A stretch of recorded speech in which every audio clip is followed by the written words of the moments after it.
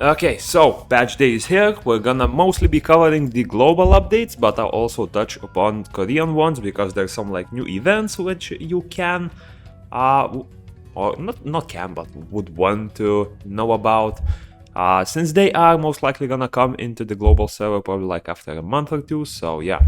First of all, they are getting the small waiting for Beast Rider end because Beast Riders are getting released next week for them. So looks like 1 week prior to that, we will be receiving 15 mystical scrolls. So we can also expect to get this in like a good month, maybe a bit less than a month. So yeah, just stock up a bit. Their new event looks like another bingo event where you have to use up energy. As you can see, again, you are rolling 80 energy per bingo board, so you will need 1280 to complete the whole board. Still unsure what the rewards are, but I will cover them tomorrow in a separate video.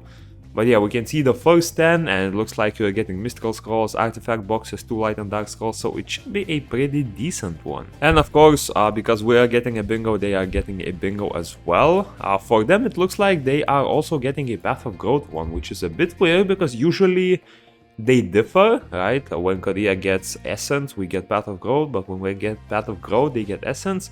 This time it looks like both of them are Path of Growth, so maybe there was a mistake in the patch notes, we'll have to see. And yeah, that's about it for the Korean ones. Now let's jump into the global and NA ones. So first of all, finally the long-awaited Phoenixes are arriving, and oh boy, if you enjoy PvE content, you must get this unit, Perna. It's a no-brainer because all of the high scores, all of the best teams will contain it. But yeah, sigmarus still unsure. If we do get him from one of the random summons, I will test him out, but I'm not really expecting to. Teshar, a battlefield god, so again, if you really like PvP, especially if you are maybe a Kina, I feel like he's the best with Kinas and pretty decent with cleaves. He will be amazing. And you can only look at these in the pictures, as these will not appear in your account box, at least the light and dark ones.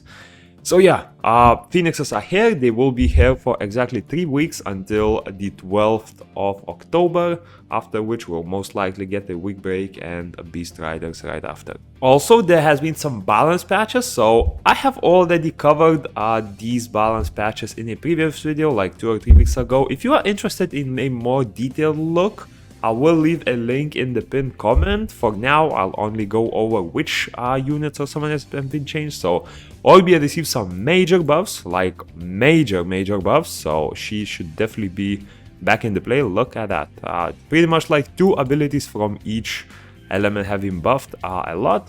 Cleave also got some buffs to his 3rd skill to all the elements. I would say Wind one definitely being one of the strongest one, but it's mostly just for PvE. But yeah, pretty good. And for units, the Fire Hell Lady received some major buffs. Now she's actually a pretty decent unit, although her skills are still expensive. Beast Monks, both the Water and the Dark one, have been changed based on their defense. Now it affects the lowest HP ratio instead of the Summoner only. And then some buffs to the Light Beast Monk, more like even a rework, I would say, because there's a lot of changes. Wind Pirate Captain, this should be pretty interesting. Hopefully I do get him so we could test him out, because he now has infinite skill cycling. As you can see, Pirate Strike is his 1st skill. If the target is knocked down with the skill, it uses Shoot and Slash, which is the 2nd skill. If caster has invincibility, then he uses Shoot and Slash a 2nd time. After using a 2nd time, he has a chance to use Pirate Strike, which is his 1st skill again. And once again, you are cycling this pretty much infinitely. And you can do so with the ultimate as well. And yes, you can go infinitely. There is no hard cap on it. As long as you meet the conditions, he can cycle those skills a lot. Light Ninetail Fox is getting a lot of changes. But since these are mostly light and dark units, I won't go too much into detail for them. Again, you can backtrack to that video and I will explain that further. But yeah, Water Jack-o'-lantern, small ultimate buff. Light Jack-o'-lantern, this one is actually pretty cool. I tested it out in Korea and I kind of like the buff. Light Ifrit, again, this is a joke. It's just an ultimate 10% increased chance. garbage. 5-star Fire Archangel Velajul, pretty decent buff for his second skill, where he now boosts cooldown a bit. Light Monkey King, Dark Monkey King, both of these are mostly range increases, as you can see. We do have the Dark Monkey King, so I will just check him out to see how much the range increased. And yeah, for Balance Patch, that's about it. Now there are some new events and miscellaneous changes. So first of all, the Transcendence Pathfinder event. This is sort of an achievement event which does not end. And in here you get a lot of Transcendence materials, so a lot of Transcendence pieces, a lot of Transcendence like full bubble thingies, the purple, the green, the red ones. You'll get quite a bit of them. I would say it's enough for even maybe like first 2 or 3 Transcendences if you don't even have them. So yeah, it's a pretty good boost, especially for newer players. And if you're an older player, you can just save these and you will be able to craft higher grade symbols later on in probably like 2 or 4 weeks. Also, the Plenty of Mystical Summons event, of course, with the new monster, you will be able to summon 150 scrolls and get 12 mystical scrolls and a legendary back as always. A lucky bingo, again, as you can see, Path of Growth. Be careful though, before using your entries, do check the event page in-game, because here's the deal. I remember Comtos making this mistake previously as well, where they listed that you need a certain type of entry, like Path of Growth or Caiross Dungeon, but in-game it was different, and usually these differ based on which server you're on. Like in Global it's one of them, and in Korea it's the other one. Now it's both Path of Growth, so be careful and make sure to check that it is not Essence Dungeon which you need to use. I think for us it should be Path of Growth, but for them it should be Essence Dungeon, so yeah, be careful there. And also some miscellaneous changes. So first of all, Dragon Knights, since they are now older units, have been added to the Peace Exchange shop. Keep in mind that they mentioned adding new units around 3 months after they have been released, so with this, Twins most likely should be the next unit added to the Peace shop in like a good month, so you can sort of expect that. But if you're expecting to summon a Phoenix from the Peace shop, don't bother, because you will not be able to find them.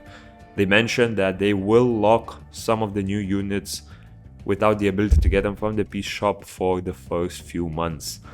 Also, Battlefield, the one where you have to hunt various like mobs and stand in the middle to purify the whole mana thingy.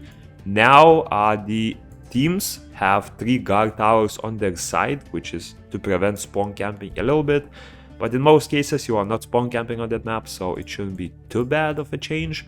Hot Spring no longer has a like hour or 2 cooldown, which is horrible. It was horrible, at least. Now it's only 1 minute, so you can change your buffs from dungeon to XP and all of that, especially if you're someone who just wanted to do the infinite raid, you're done in 10 minutes and you want to swap to XP buff, you couldn't, so now you can.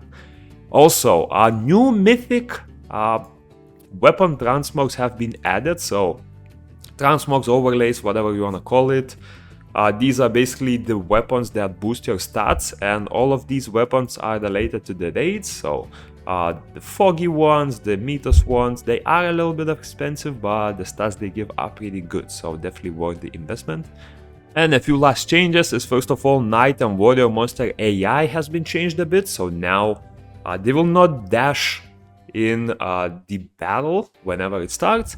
And also Paladins have been added to the pre-ban list, because pre-ban only excludes the newest unit, and Phoenix is the newest unit now, so you can pre-ban Paladins, and I sort of expect most of the pre-bans to be Paladins, especially either the Fire or the Water one, because I know those are super meta and some of them are super annoying to deal with. So yeah, you can finally ban a Paladin, and that's probably what I'm gonna do as well.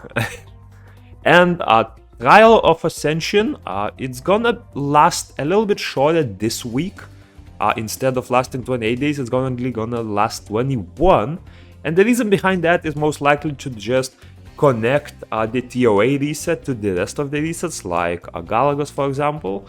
Because previously, Galagos, whenever there was a Galagos reset, the ToA reset would be exactly 1 week after that. So by making ToA reset 1 week earlier, they're sort of making both of their content reset at the same time, which will be a little bit easier to complete, hopefully, yeah? But yeah, that's about it for the patch notes. After that, it's pretty much just bug fixes, which I will not cover too much. And yeah, peace. Oh, and by the way, I am covering Perna and Teshar probably like today, tomorrow, or the day after, so expect a lot of tests for those, both in PvP and PvE. Now for real, peace.